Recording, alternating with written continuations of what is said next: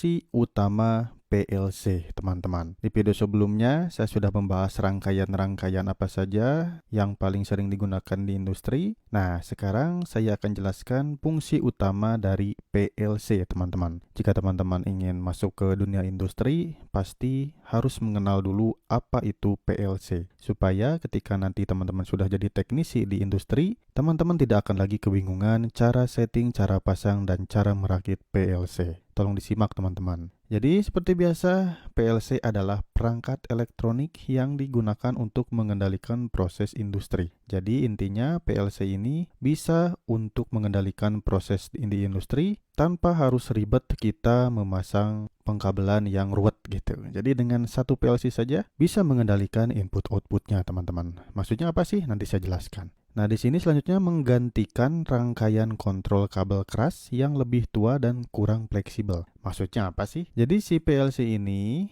kita tidak perlu lagi merakit rangkaian kontrol yang begitu banyak sekali, tapi dengan satu PLC saja kita bisa merakit beberapa input dan output sangat simpel teman-teman. Jadi kita hanya memasang di input, lalu keluarannya di output. Biar tadi saya jelaskan supaya teman-teman tidak bingung ya. Untuk selanjutnya di sini PLC sangat penting dalam aplikasi otomasi dan kontrol proses. Sudah pasti teman-teman. Karena dengan satu PLC ini kita bisa memudahkan pekerjaan hanya dengan memprogram dari laptop, lalu kita bisa menjalankan PLC tersebut. Oke, di sini saya akan jelaskan fungsi utama dari PLC. Nah, ini adalah paling utamanya. Silakan teman-teman simak dan catat ya. Jangan sampai teman-teman ketika ditanya sama HRD-nya, malah gak tahu fungsi dari utama PLC tersebut. Nah, jadi yang pertama fungsi utama PLC itu yaitu mengendalikan proses industri secara otomatis. Sudah pasti ya, karena PLC ini yang bisa mengendalikan proses industri secara otomatis. Jadi kita sangat simpel ya, dengan menggunakan PLC tidak perlu perwiringan lagi, hanya mengendalikan input-output, lalu kita bisa memantau peralatan tersebut dan PLC ini bisa mengendalikan proses industri secara otomatis teman-teman. Untuk selanjutnya yaitu memantau kondisi dan variabel proses. Maksudnya apa sih? Jadi PLC ini bisa memantau seperti sensor-sensor teman-teman, seperti outputnya yaitu indikator-indikator. Jadi sudah tertera di sini. Tidak perlu repot lagi, kita harus mengecek langsung ke lokasi. Tetapi dengan PLC kita bisa memantau kondisi dan variabel prosesnya. Apalagi teman-teman jika dihubungkan nanti ke HMI kayak gitu. Nanti saya jelaskan lah. Sekarang hanya dasar dulu.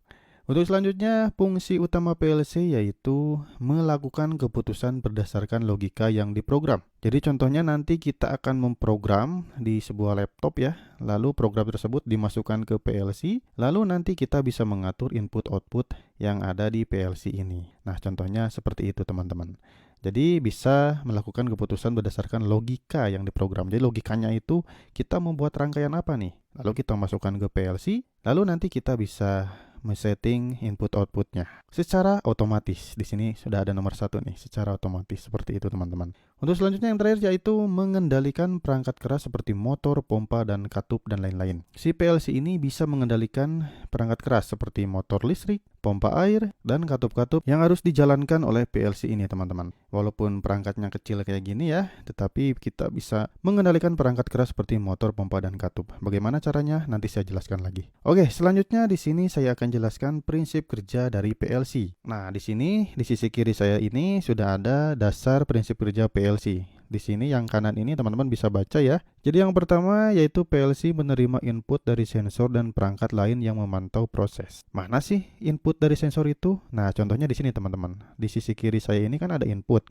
Di sini bisa berupa sensor, bisa berupa push button, dan lain-lain teman-teman. Jadi di sini fungsinya PLC menerima input dan sensor dan perangkat lain yang memantau proses seperti itu. Dan nomor 2 di sini PLC memproses input berdasarkan program yang telah ditulis oleh teknisi. Nah, maksud dari program itu seperti yang sudah tadi saya jelaskan, ketika seorang teknisi memprogram suatu rangkaian kontrol di dalam aplikasi di laptop ya, beda-beda aplikasinya terserah bawaan PLC-nya. Jadi ketika sudah merakit atau merangkai diagramnya di laptop, tinggal dimasukkan di CPU-nya teman-teman. Kita upload, masukkan ke PLC. Jadi di sini akan memproses inputnya teman-teman. Lalu yang nomor 3, PLC menghasilkan output untuk mengendalikan perangkat keras dan mengubah kondisi proses. Nah, setelah diproses di sini, di CPU ini, di sini akan terjadi pemrosesan input dan output, teman-teman. Ketika sudah programnya diproses sini, maka akan mengeluarkan output, yaitu berupa bisa indikator lampu, bisa pompa air, motor listrik 3 fasa, seperti itu, teman-teman. Jadi intinya, dari sebuah laptop, lalu di-upload ke CPU ini ya, ke PLC, nanti akan memproses input dan output, teman-teman. Tergantung kita memprogramnya kayak gimana. Dan di sini prosesnya pun akan berulang. Ini terjadi dalam siklus yang sangat cepat. Jadi dalamnya itu sudah sangat cepat sekali. Ketika kita sedang memprogram sebuah rangkaian kontrol, nanti kita upload di CPU ini atau di PLC-nya, maka di sini sudah akan memprogram dan memproses input dan output, teman-teman. Jadi tidak perlu wiring-wiring lagi secara manual ya. Kita sudah memasukkan wiringnya atau rangkaian kontrolnya di CPU ini, di PLC ini, teman-teman.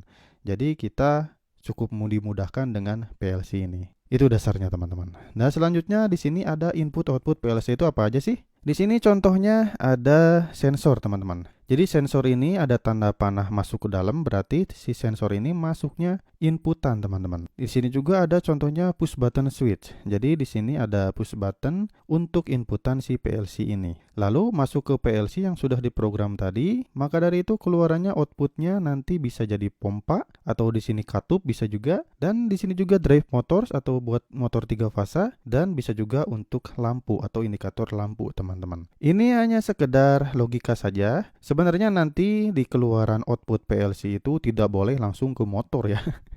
Jebol nanti PLC-nya. Tetapi nanti akan melalui relay dulu, akan melalui kontaktor dulu. Nah, itulah yang akan membantu si PLC tersebut. Maksud dari ke motor 3 fasa, ke pompa ini, atau ke katup-katup, atau ke indikator lampu ini hanya sekedar logika saja, input-output itu mana aja. Jadi bisa disimpulkan bahwa inputnya itu bisa sensor atau push button, outputnya itu bisa indikator lampu, drive motor, atau pompa. Bisa juga nanti buat katup-katup untuk pengoperasian katup palep, teman-teman.